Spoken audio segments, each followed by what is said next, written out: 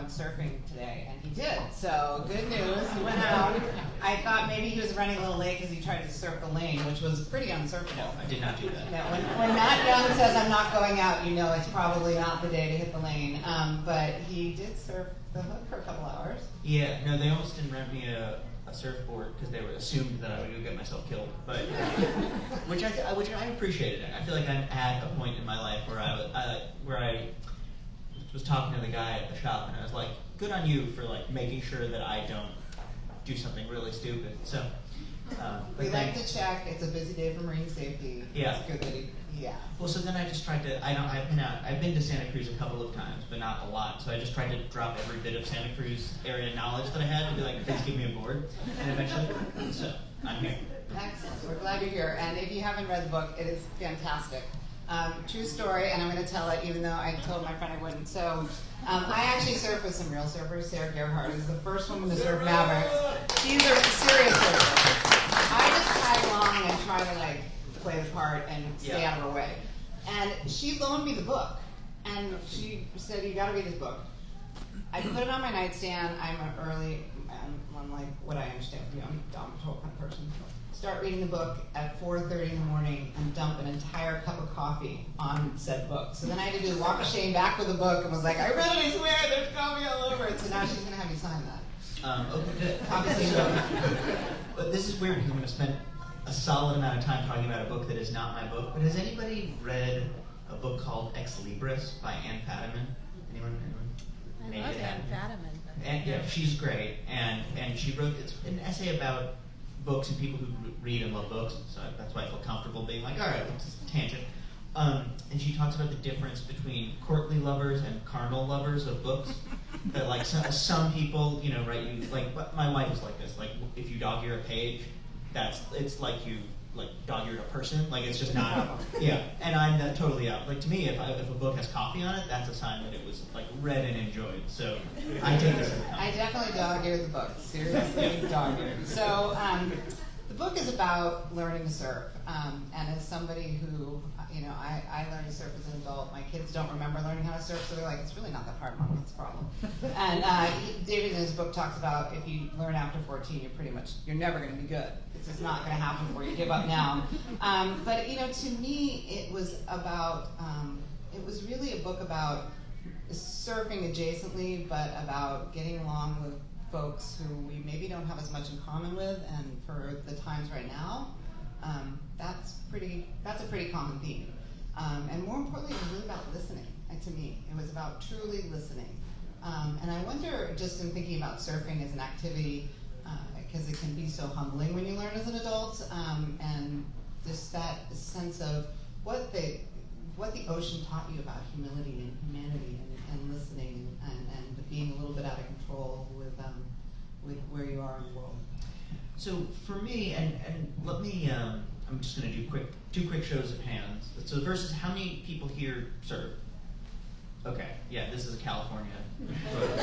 when the first couple book talks that I did when the book came out, they were in like DC and New Jersey. There's a couple people obviously in New Jersey who surf. DC, we were like very much at square one of like, this is what the board looks like, you know, that sort of thing. So and I'm always very intimidated when I talk about the book in California, because I think it's almost certain that everyone in the audience is a better surfer than I am. So it's like, it's interesting. But and then the other thing I was just going to ask to set expectations, and this is not a trick question, is how many people have read the book? Am I talking to people who have read it or people who have no idea where it's coming from? So like somewhere around 50-50. Okay. So for me, this book started out, it was interesting. Like some nonfiction books, I think, you set out to write a book and memoir. You know, this is my second memoir, and then I have another one that I'm working on. So my dad was like, "So you're going to write 3 memoirs by the time you're 40? I was like, "Yes," but I wouldn't have used that tone when I said it. But so some books about your own life, you say, okay, I'm going to set a goal because I want to write a book. This was almost the opposite. It was the only time in my life where I think I hit a low enough point that I was like, I need a hobby. And surfing sort of ended up being what I arrived at without meaning to, and it was really only 3 or 4 months in where I said, hey, I think this is actually a book. and I had made my wife promise me that I was like, I'm going to come to you at some point and say, I think there's a book here, and your job is to make sure that I don't write another book, because they take a lot of work. And eventually I wore her down. So that was, which I felt like was a good test of whether this was book worthy. But I think you talked about humility, and that was a big part of what made this feel like a book at first. Was that for me, a couple of things need to be happening for me to start to say, hey, I think this is a book. One is that I'm embarrassing myself, because that's always fun, because those stories are good stories.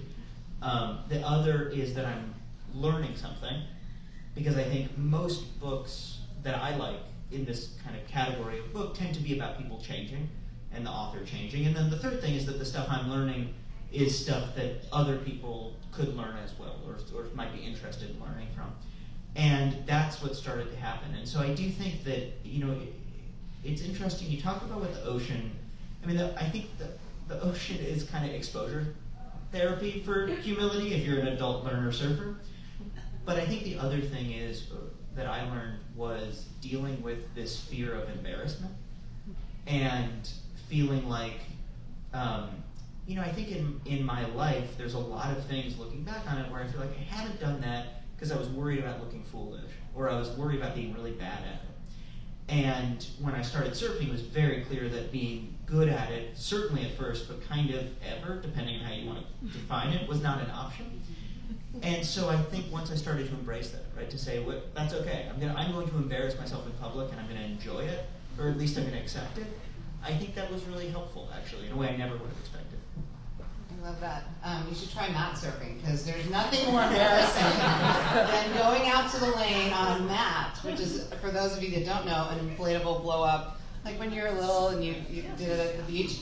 And but I'm telling you, you may be the kookiest kook out there and look totally ridiculous, but you are having the most fun of anybody in the water, and it is always overhead on the mat. So it's really a good thing to try. Okay. Next time I'm at you, do the otters steal those also? Absolutely, without a doubt. The book, for those of you that haven't read it, is really, and I'll certainly let you talk about this, but to me, it struck me because it's about a journey that you went on with your brother-in-law, and that he was coming from a completely different place in terms of politics and culture, and maybe a little bit of even in temperament, just a different human from the way that you were, and probably the people that you were associating with in general. And having a son who grew up surfing here in Santa Cruz, and he grew up around a dining room table where there were tons of liberal political discussions. Imagine growing up the child of someone who's in office. You talk about D-style to abortion rights. And then he moved to Montana, and he surrounded himself with libertarians and came home and was like, I'm listening to Joe Rogan. This guy Joe Rogan is great. I was like, oh my God. I'll never run for office this time again. But that how do you find these ways to, whether it's through an activity or something, to find common ground in a moment like this? So, Matt, my brother-in-law, it's not like we didn't get along exactly before we started surfing together. But I would say I always described it sort of as like those YouTube videos where like a duck and a cat are friends, right? It's like sort of charming, but they're in the same space, but they don't speak the same, like they don't relate to each other in any way. And Matt and I are just really on almost every level different people. Matt is covered in tattoos. I think the last time I tried a temporary tattoo was like now almost 2 decades ago. Just at that level of commitment, it's like days where you're like, what if that was a mistake? Yeah, and so Matt listens to death metal, and I listen to Stephen Sondheim. And when the book came out, I asked Matt, because this had come up, what's your favorite song? Somebody had asked me, and I was like, all right, I'll ask Matt. And he said, I think it was called, not Savor, but it was like Surrender the Stillborn, or something like that. And I was like, you're fucking with me. And he was like, no, it's great. And then I listened to it, and he thinks it's great. And then, a lot of those things, And also, I will say, like, so he's an electrician, so if I tried to do his job, I would die. And I think those divides were always there. They didn't mean that much. And then at a certain time, and then I think it sort of got turbocharged by the pandemic, all of these same divisions became the ones that are also these fault lines in our country, right? The question of, do you have a college degree or not? Do you work with your hands or do you work in front of a screen? Do you listen to Joe Rogan, or are you not a Joe Rogan type, right? Like, all of these things ended up being these dividers in a divided country.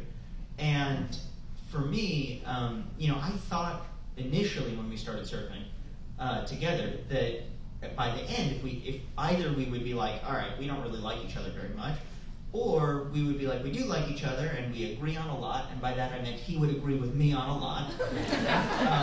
And neither of those things happened. I think what is really interesting, and to me what the story kind of ended up being about, was that the heart of this unlikely friendship between us is that we still don't see the world in the same way all that often, and yet it turned out our differences didn't mean as much as we thought. And that, I think, was something that I wouldn't have found, certainly without surfing, and it's also something that I feel like for non-surfers has been really gratifying when people have read the book and said, oh, I have someone in my life where we just don't know how to talk to each other anymore, and maybe, even if it's not like, great, we're going to paddle out someplace, but just that idea of maybe there's still hope, and it doesn't mean that we have to see eye to eye, even on big stuff, things that I might even consider like moral questions.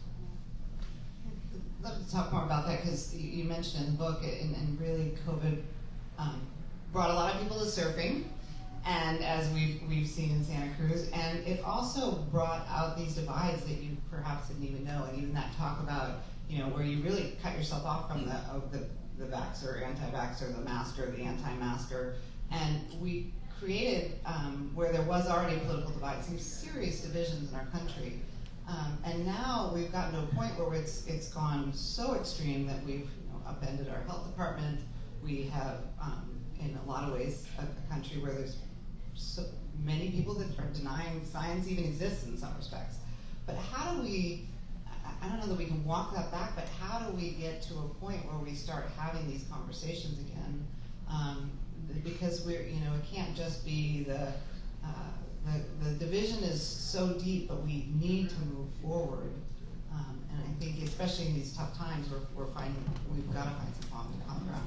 Yeah, well, I guess let me start by saying something that I learned from being someone who started surfing at 35. And are there any adult learner surfers here, or am I the only one? Okay, there's like 3 people brave enough to admit it. And I don't know if the 3 of you have had this experience, but for me, I'm like, the moment you start to follow a couple of surfers on Instagram, your feed is flooded with like surf experts, right? And like people who are like, here's what you got to do to master your pop-up, or like 10 stretches or whatever, and you have no idea who to trust, and you follow some, if you're me, very strange people down some very not terribly authoritative rabbit holes, and it gave me so much more empathy for what people deal with in a lot of other contexts, right? It's not saying, I don't want both sides of this. Like, I got vaccinated, and I think it was the right choice, and Matt didn't get vaccinated, and I would happily tell him I don't think that was the right choice.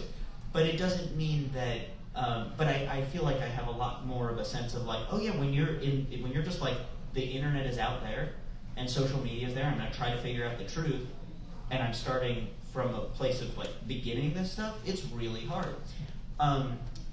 That said, I think, to me, the one of the things I learned from the experience of writing the book and talking to people, it's funny, when you write a nonfiction book, I always find you're signing yourself up to hear everybody's version of the same anecdote.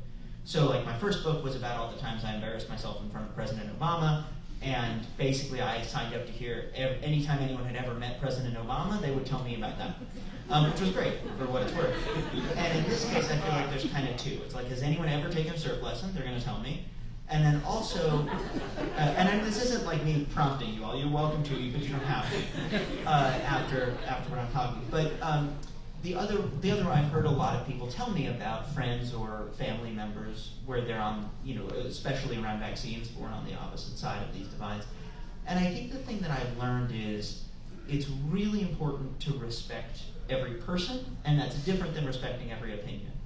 And I think if you are able to have that kind of baseline sort of foundation and shared experiences and time with someone else, then it gives you the space to have conversations where you say, I don't think so, right? Like, and you don't have to say, oh well, every opinion is equally valid, because they're not.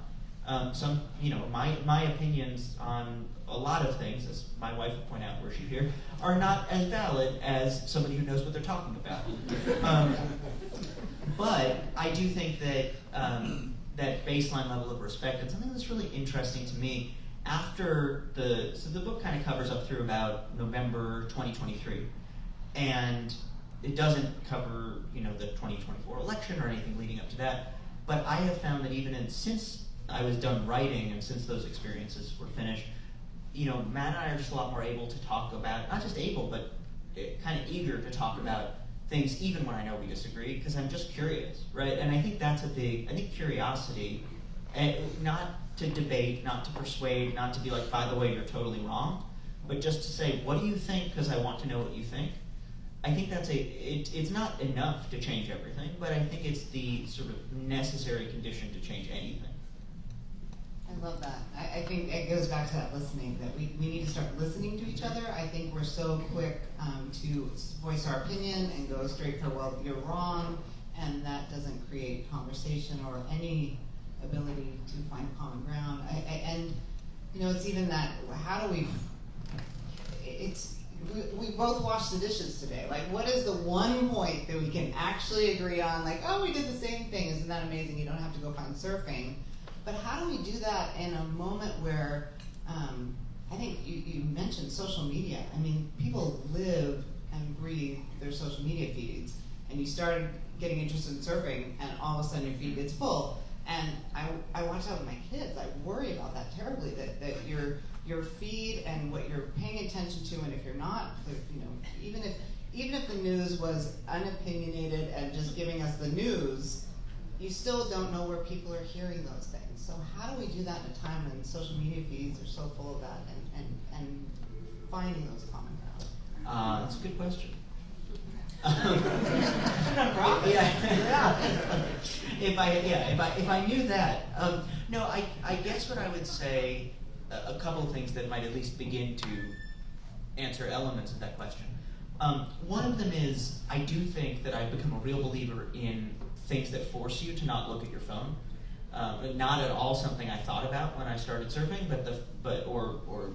now if I'm in DC, I'll swim laps at the pool near our house or whatever. But something where your phone will explode if you took it with you is I think that should be almost a requirement for hobbies. And I say this as somebody, because otherwise I'm going to look at my phone, right? Like, even now I'm like, what's on my phone, right? It's impossible not to. They're addictive. So I think that's part of it. I think the other thing, I think on one hand we're all, or many of us, are sort of more online than we want to be, or learning more through our social media feed. On the other hand, I think for the same reason, many of us are really craving something different. One of the things I feel with social media is very few people seem that happy about it, and it's weirdly a common thread, right? This sense of, we don't love learning about each other from the internet, because nobody's the best version of themselves on the internet, and definitely no one's the full version of themselves on the internet. So I do think that there is a kind of hunger for experiences. And I think they can be, as you said, the dishes, right? It doesn't have to be like we go climb Everest together. And I think that, and some of it is also just noticing when those things happen, and thinking about them as important. Because I think the other thing, because we're living in a very high stakes moment for the country, for the world, it can be very easy to say, none of those little things matter. The stakes are too high to focus on anything small. But I think if we exclusively focus on small things, that's bad too.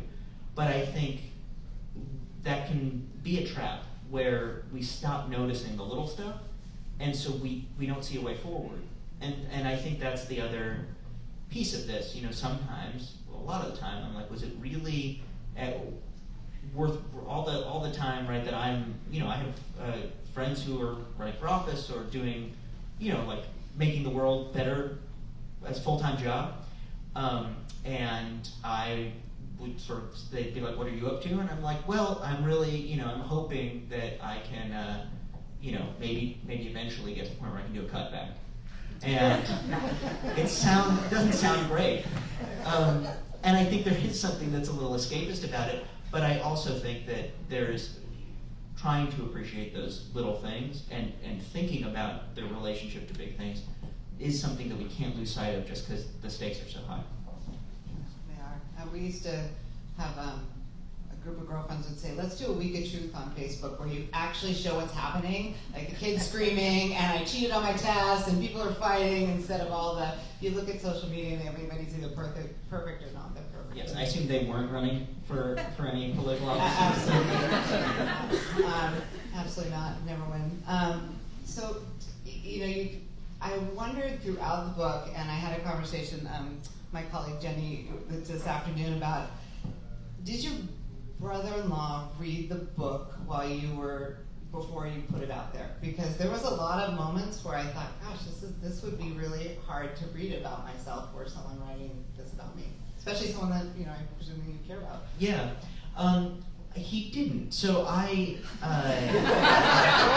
still talk. Well, I do. And it's funny because if it were what you said, right, where you're like, I have not been written about very much, but you know, some of my colleagues at the White House wrote books, just like a lot of people at the White House do, and they would say things like, you know, like I think, you know, like David was in the office and he was like worked hard, and be like, what does that mean? Like I was like, I want control, right? Like I was very much, so the idea of somebody writing a book about me and someone, but I'm not getting to write it, that would freak me out. So I talked to Matt a bunch of times, because he knew I was writing a book about this, and I said, if you want to read it beforehand, you know, let me know, and I'll that way you can just let me know if there's anything that you won't know on in there. He's like, meh. And I was like, okay. That good to know. And you know, and I was like, are you sure? And he was like, yeah, if I'm an asshole, just say I'm an asshole. And I was like, first of all, he's not an asshole, and second of all, I wouldn't have said that even if you were, because I would like to get invited to Thanksgiving.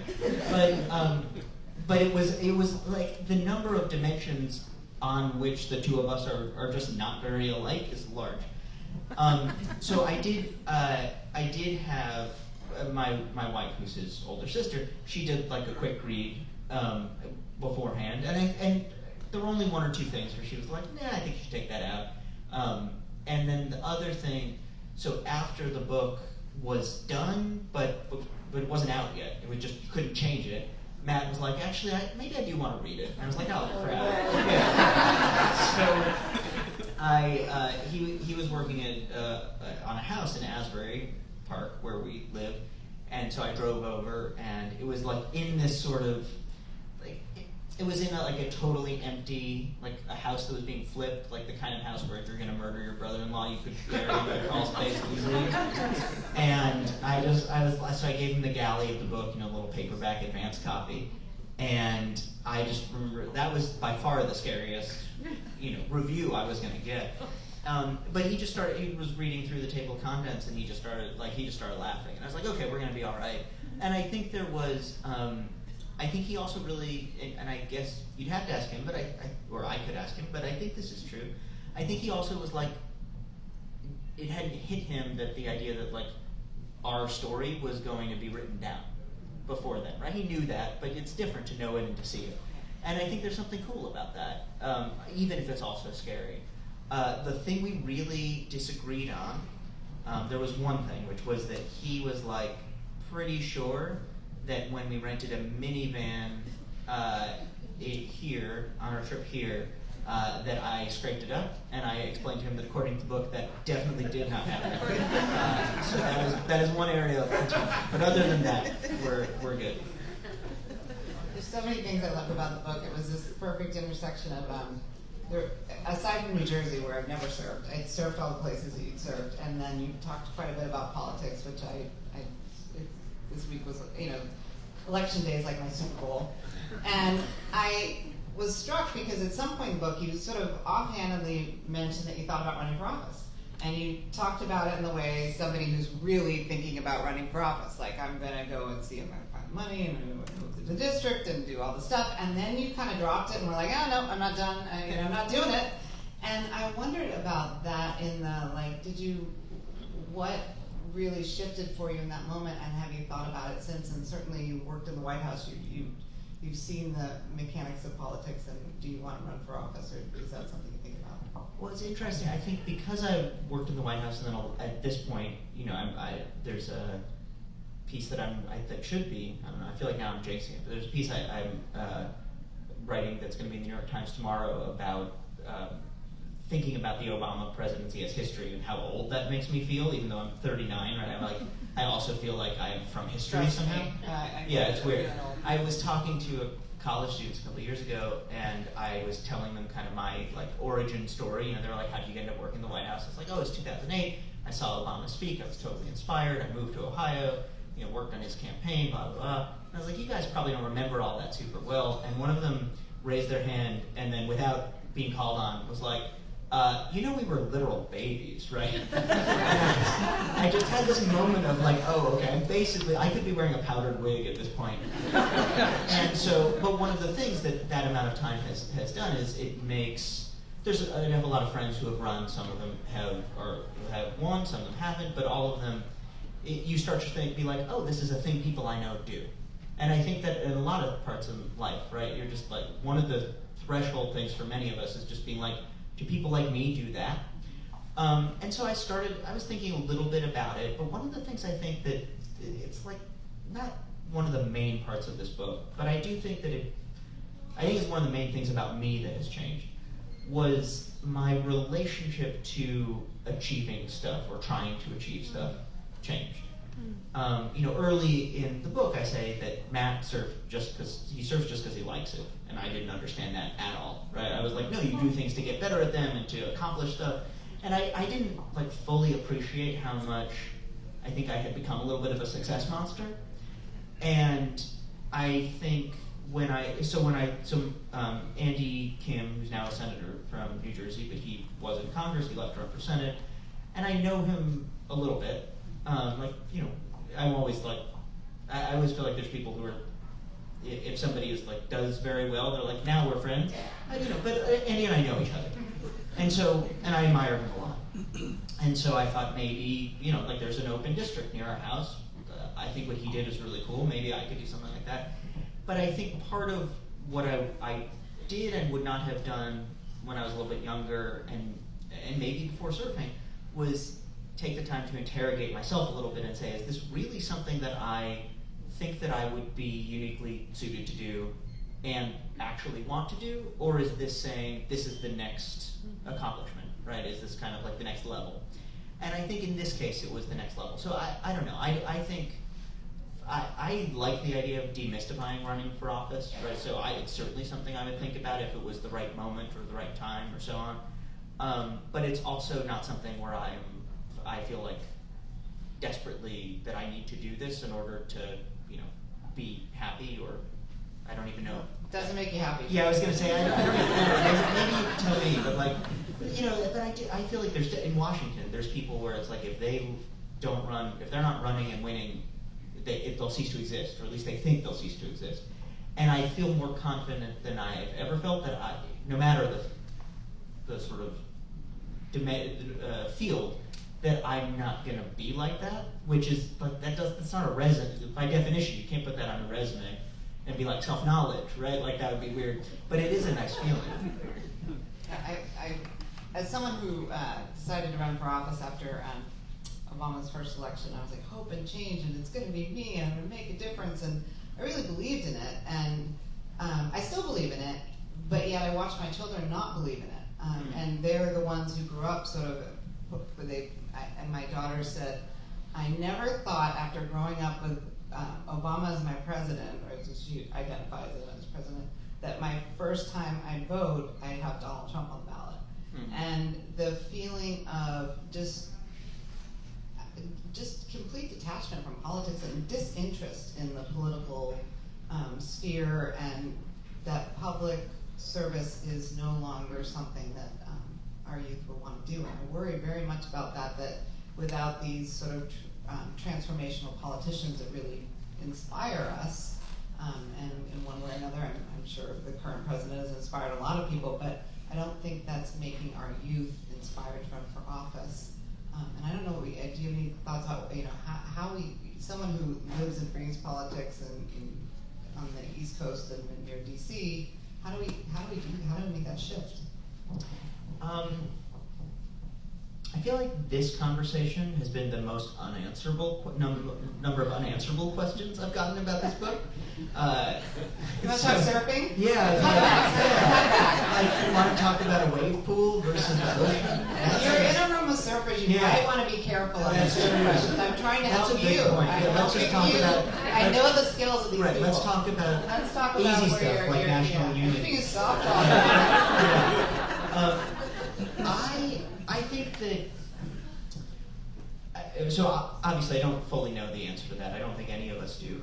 But I do think that one of the things that gives me a little bit of hope, strangely, is that I also remember what it's like to be a young person disillusioned with politics, right? Like, I knocked on doors for John Kerry. That was the first person I voted for, and then he lost. And then I was like, in my first book, it wasn't that he lost, which I was obviously disappointed by, but I described that campaign as it felt like he didn't fully believe what he was saying. That it felt like watching someone try to tell you that the best Beatle is Ringo, right? Why are you saying this? This doesn't feel like it's coming. Really, is truly what you believe. And no offense to any Ringo. And so and then I saw Obama, and I was like too cool for, I quit the college Democrats and whatever, and I was like, all right, I'm gonna do comedy stuff, and more like from a perspective, it was more fun to make fun of things than to do things. And then I saw Obama speak, and in the way you kind of can when you're 21, immediately changed my personality, and was like, now I'm the Obama guy, and I'm going to email all my friends and tell them what Obama's up to today, as though they couldn't find that out if they were interested. And I do think these things change quickly, especially for young people. And I think the thing that I worry about most is that we're going to look at all of the divisions and all of the social media stuff and all of the people, frankly, who, and this is not just a conservative thing, there's plenty of progressives who I think get attention by being outrageous for its own sake, and say it's almost like obsolete or old-fashioned to try to think about how we can actually be bigger than all of this. And the thing that I just that made me fall in love with Barack Obama was this sense of, not at him, it was like us, right? It was that I remember being at Obama rallies and feeling like, okay, he's a great speaker, obviously, but looking around the audience and thinking that's what feels so special, the sense that we're capable of so much more than we thought. And I think that's a really hard thing to summon, but I certainly think that it's worth trying. I also suspect that whoever tries will get a lot of credit from voters. I think actually, and obviously, different people are going to have different takes on this, I think this election just this week was almost the reverse of that. I think you saw a lot of people, for example, in New Jersey, where everyone thought that the election was going to be a lot closer than it was. I think there was a backlash to the kind of constant us versus them of the current administration, right? And it wasn't so much policy related, although there was certainly some of it, but there was also just this sense of we don't like this feeling of constantly being pitted against each other, and we, electing a governor is not single-handedly going to fix that, but it was registering a sense of this is not what we really want out of our politics. Agree. All right, surf question.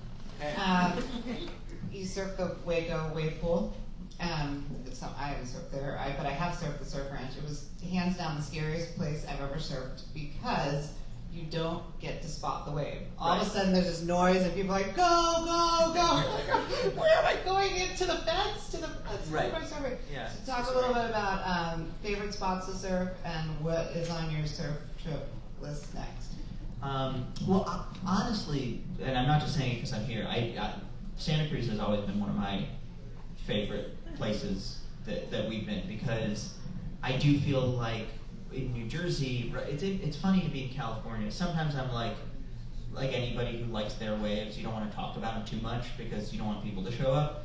But then I feel like when I'm in California, there's just no danger of that. So, and so I do think that in Jersey we have good waves, especially when the hurricanes are in the right spot. But the waves are really steep, right? Like much steeper, and definitely when you're learning, there's no place to learn. It's just all kind of the same, and it's all pretty steep. And so I remember the first time I was here with Matt, and like someone was like, "Oh, that's a longboard wave," and I was like, "What?" Right? Like that. The idea that there's a wave that you could like go to, and then there's a harder, more challenging wave somewhere else. Like that was mind blowing. And so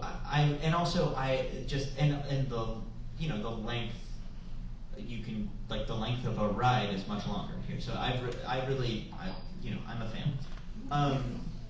I also I will say Waco was really and wave pools in general I feel like were really helpful for me for learning, right?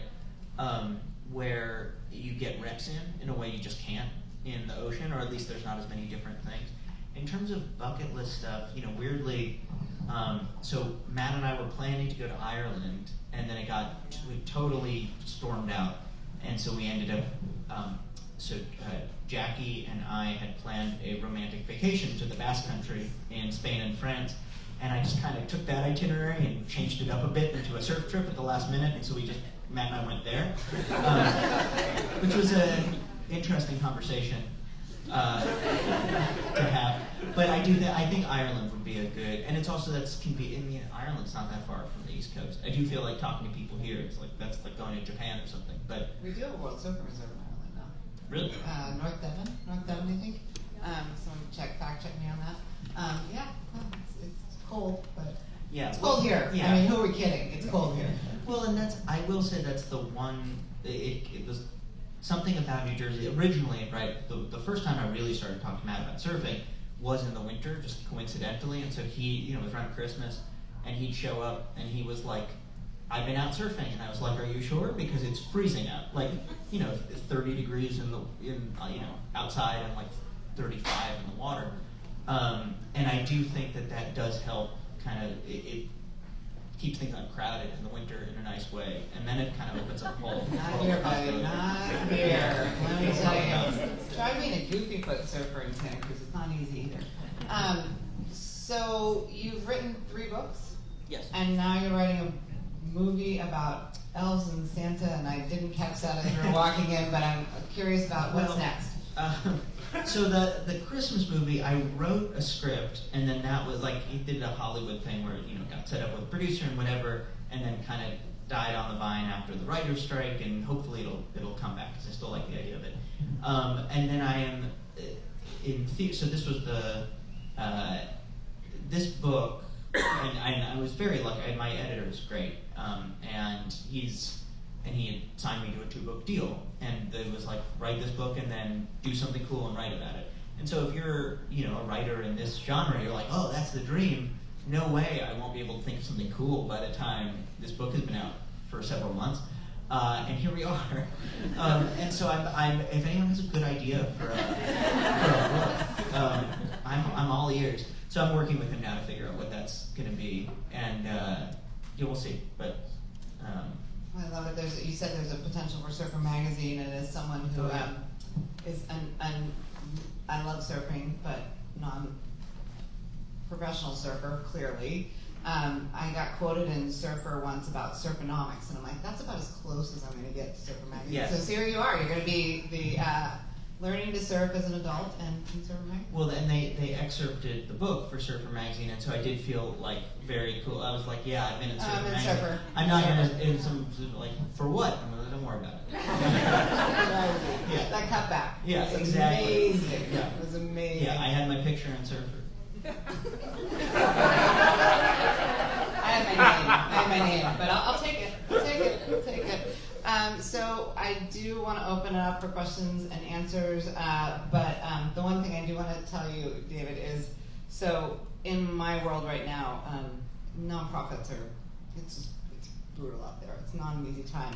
And so now my new mantra around the office is, it's only drowning, it's fine, it's only drowning. So it's become the new motto of the community. I'm not glad to hear that, but given the circumstances, I'm glad. We've got it. Other questions?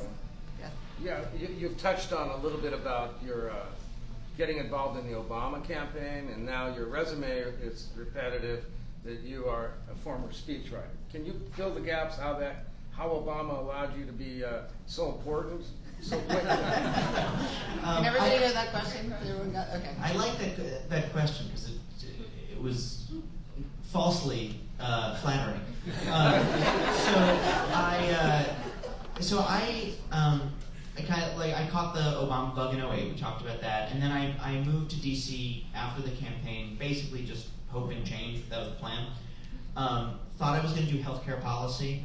I would have been terrible at doing healthcare policy or policy of any kind. Jackie, my wife, does policy, and also Bree's parents are over there. Her colleague on the House Judiciary Committee, and also a friend of ours. And so I talked to policy people, and I'm like, thank goodness I never got a job doing policy, because they're very detail oriented. And the last time I was talking at the book, I forgot shoes. And so I had to explain that like policy people don't forget they don't show up in flip flops because they forgot their real shoes. So I ended up getting an internship at a speechwriting firm, which I did not know existed, and that happened through a friend of a friend, and then that turned into a job 2 years later at the White House, writing for the senior staff. And basically, I met with, I was going to leave for Chicago and work on the re-election campaign. I feel like I'm now doing like the very long version, but I'll try to keep it short. So that's 4 years later. Yeah, 2 years later. And one of the things about because Obama was young when he ran, and because everybody who was more established, and this kind of goes to what you're talking about in terms of like this sense of like young people suddenly becoming animated by politics. A lot of the people who had been in politics for a while on the staff side worked for Hillary, and so there were the staff skewed a lot younger than a typical presidential administration, and so I was going to go to Chicago and just open boxes in the offices of the re-election campaign until they hired me to do something. That was my plan. And my bosses were like, that doesn't sound like a very good plan. Would you like us to introduce you to some people so you at least know who to talk to when you get there? And they introduced me to John Favreau, who was the chief speechwriter for Obama at the time. And he was like, well, one of Valerie Jarrett, who's a senior advisor to the president, she's been looking for speechwriters. She can't find anybody, nothing's worked out. So if you wanted to stay here and apply for that job, you'd be the only person applying. And I was like, yeah, okay, I'll do that. So I had sublet out my room, and I double-crossed the person who I'd sublet my room to, and stayed in my room. And I worked for Valerie for about a year, and then I moved over to the campaign, and then over to the president's team. Thank you. Neil? So most of us in here, the folks that surf in here, have a home break. Would yours be Manasquan, New Jersey? No, so for me, it's still, my heart belongs to the Asbury Park Dog Beach. And don't laugh, people. So that's where. Dog Beach. Yeah. So in New Jersey, the beaches, most towns, they have like one designated surf beach in the summers, and then out of the season, you can go wherever you want. So in Asbury, when I started learning the summer, in Asbury, our surf beach is the Dog Beach. And so that's still where I tend to go. Sometimes I'll go to Deal, which is a couple beaches over. Manasquan's probably the most like locally famous of the breaks in the area, but for the same reason, it's the only one that gets super crowded, and so now there's a couple of spots that Matt and I will go to that people don't seem to have figured out to go to yet, which is good. You talked at the beginning about how you didn't go into the conversations with your brother-in-law trying to change his mind. And I wonder if you might be able to just talk about that a little bit, because I think most of us, when we go in, the conversation with somebody's different, like that's the intention of sort of how that was for you. And was that always, or did you did that shift? And did you change your mind on anything? Yeah, I think the question was about sort of, let me see if I can get this right, that it was about this idea of going into conversations with someone not trying to change their mind and how that came about. And I would say, I'm not necessarily proud to admit this, I think originally I was kind of like, well, what I'm going to say makes so much sense that I'll just say what I think, and then someone will be like, of course, right? Like, and I think that turns out not to be the case. But I think that's something that changed for me over the course of the book and the last couple of years. And it doesn't, and what I found really challenging is you have to be able to hold on to what you believe and feel very strongly about, even as you recognize that people feel really differently. And I've thought about, and it's not just Matt, right? Like, this is, just in case we haven't gotten into enough heavy stuff, during, like, shortly after October 7th, there were people who I worked with, so a couple of people who I worked with in the Obama administration, and who posted some stuff that I just thought was like, not a matter of opinion, as a matter of fact, pretty wildly inaccurate. And I remember being like, what do I talk to them about it? Should I be like, no, I'm done with this person, we can't be friends? And it was because of this experience with Matt that I was like, I think we should be able to talk. And we still don't agree on a lot of stuff, but we should be able to talk about it. And I think that is, it's interesting. It's something that I think President Obama also talks about these days, less with the surfing, but still. But this idea that, like, if you're going to solve these problems, you have to do it with people who disagree with you on a lot of stuff. And that's really hard. And one of the things that I also will say that has made all this harder is we have the option now of just saying, I'm only going to surround myself with people who agree with me. Or I'm just going to go online where the algorithm is mostly either going to show me people that I hate and make me really mad, or they're going to show me people who tell me I'm right about everything and make me feel really good, but I don't have to deal with people in my life who see things really differently and like make me mad, but I also like, right? That's too complicated, I don't have to do it. And so I think that but the other thing that I've found is that, and it helps, right? I will say it helped that I started off thinking about this as a writer, even though now I don't write about me and Matt. That it helps to start off just being curious, right? To say, like, I think that's interesting, even if I'm not, I don't want to change your mind, but I do have a goal, which is to find out why you think what you think. And you asked whether Matt changed my mind on anything. There's a couple of things, some of them less serious, but one that is kind of political. I remember kind of early in New Jersey, we have a rule, they banned plastic bags, and so you need the reusable bags, and Matt was complaining that basically you end up buying all these reusable bags, each of them has like 20 bags worth of plastic in it, and we have so many reusable bags. And at the time, I kind of dismissed it because I was like, I bet you heard that on Joe Rogan or something. And the more I thought about it, that's one where I'm like, yeah, I think he's right about that. Like, this, I'm sure you were hoping to hear about what my thoughts were on plastic bag policy, but in DC we have like a 5-cent bag tax, and that's worked really well, but you can get a bag if you need one, and I'm just like, that would make a lot more sense than what we have in Jersey, and I wouldn't have thought about it if he hadn't mentioned it, right? And he probably wouldn't have mentioned it if it hadn't been probably on Rogan. In the back. Yeah, a couple of times you both talked about, like, it doesn't have to be surfing, it could be something else. I'm just curious, like, surfing is, when you're in the ocean, you're exposed to this grandeur and these, like, natural cycles, tides, swell, it's conditional. Do you think there's something about being in that space with somebody else that kind of facilitates this humility that creates discourse, maybe? I don't know. That could be too woo-woo, but No, it's the right place for it. Yeah. No, I think, yeah, I feel like if I was like, nah, surfing's stupid, that would be a turn.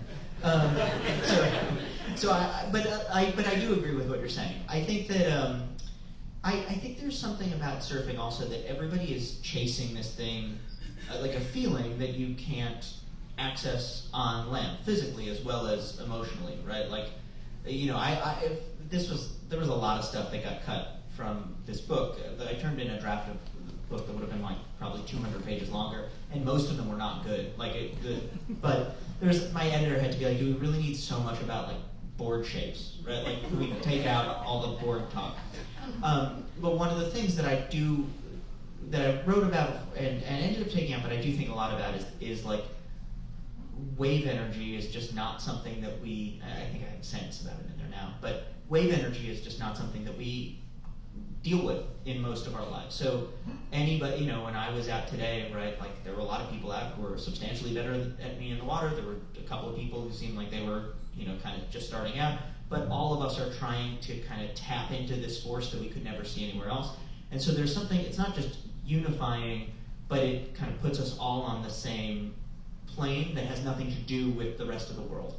And it does, I mean, I'm sure people here would know sort of what I'm talking about, or I don't know how you all would describe it, but for me it always feels like this kind of door to Narnia opening when you're on a wave and then it closes and you're like, ooh, how do I get back to Narnia, right? Like, and so I do think it's really helpful in that way. I don't think surfing is the only way to kind of build those connections, but it certainly is it's a good one. And I think that sense of taking things that take you out of yourself can be a good start at a moment when we're so aware of all that we don't have in common. I knew you'd have a question, Tyler. Oh, God. The Narnia question. First off, Kyle Turman says hello, good buddy of mine. And second off, how long are you here for? And would you like a free surf coaching session with myself? These are, I haven't read the book yet, but I would think maybe Yeah. yes. Can I say that's a much better question than how do we bring the country together? Leave it to Tyler Fox. Yeah. He serves Mavericks. Be careful what you Okay, yeah, maybe not there. Where's the rocket? Yeah, so and I will say actually, the other reason they rented me board was because I dropped Kyle's name. That was Perfect. helpful. There you go. I think they were like, okay, he knows enough people that probably he's not just gonna like, you know, grab a board and head out to Steamer Lane or something. I'm leaving. You haven't still said yeah. where you surfed though. Oh, so I paddled out the hook, and then ended up at Sharks and Privates, and then walked my way back. And it was the thing that I will say is just different. You know, and this was true when I was in Hawaii too. It's just like it was frustrating because I was like, I think I'm kind of like I think I could surf some of the bigger set waves at the hook today, which I understand. You know, for some people it would mean a lot. For some people, like sure, but then there's just so many people in a way that, and like so many of them know what they're doing. Where in Jersey, there's a lot more people like me who picked up a board during the pandemic, and so you know, it's like a people, man. Yeah. And I would love a surf lesson the next time I'm here, so I will definitely take you up on that. I have to leave at 8. My flight's at 8:30. Shut down nonsense pending. So I will be at the airport tomorrow early. We'll see where I end up. All right. But yeah. In check. Yes, but thank you. Yeah. If anyone else would like to offer me anything now. You haven't solved the problems of the country yet. No, Let's that's just true. take Yeah. a beat. One more question. Time for one more question. Yeah. I'm curious, what are, in surfing there's a lot of known unknowns, and there's a lot of unknown unknowns for somebody who's new to it. I'm curious, what were the biggest unknown skills you had to learn as an adult learner surfer? So I think you're probably overrating the number of known unknowns for someone learning as an adult. I think the thing that I'm because it's kind of, I was going to sort of say all of it, but I think the thing that surprised me the most was how much fear was like how much surfing changed my relationship with fear, and how much dealing with fear was a skill that both could be learned or could be thought about and improved, and how important that was. I didn't, and that's, you know, so for example, like I have, you know, like at different times, you know, I picked up running. I went through like a chess phase briefly, right? Like I've done other hobbies. They're not terrifying, and I am a skier. Like I've been skiing since I was 6, so that I kind of grew up with, and that can be scary, but it's a different kind of scary. And so my analogy in my mind was to skiing, but I didn't think about the possibility that like if every ski run started with an avalanche, right? And so that really surprised me a lot. And I think it also, and I didn't know this would be the case at the time, but it's one of the things that has kind of taken where I was like, oh, this is also something that I am learning that is helping me live more fully, period, not just in the water, right? Like, so one of my first surf lessons, I was with my instructor with the book I call Katie, and I said, you know, Katie, I've noticed there's this feeling of like the wave is going to break on top of me and, you know, kill me. Any thoughts? How do I avoid that? And she was like, oh, that's the flower of fear. I was like, what's that? And she said, well, the flower of fear is this idea that when you feel this sense of like abject terror, like you're going to die, that means you're in the right spot. And I remember thinking, okay, this sounds like something, you know, crazy people would say. And so it took me a while, but I think over time now, like I thought about this even, you know, I think about it a lot now with some of the stuff going on in the world and in the country, right? Like there's just a lot of scary stuff going on, and sometimes it's scary, you want to get the heck out of there. But sometimes I find myself saying, you know, this is frightening, but actually this is the flower of fear, right? The fear is telling me that this is important and I'm actually right where I should be. And that, I think, is something that I never imagined I would pick up from surfing, you know, but I'm really glad that I did. It's like every single time I follow Sarah Gerhardt in the water. The flower of fear. I'm going to die.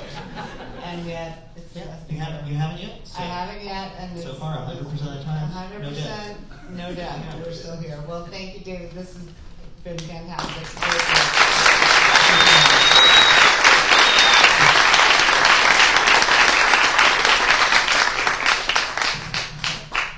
Thank you both. That was really a fantastic conversation. I will never, ever, ever surf. I know I'm in the minority in this room. Clowns and drowning. Yeah, I was telling Hillary I think I was drowned by a clown in a past life because I was super scared of both. But I do rock climb, so I can really, it's a similar thing. You're getting over that fear and hanging on, and yeah, it does carry over to the rest of life. So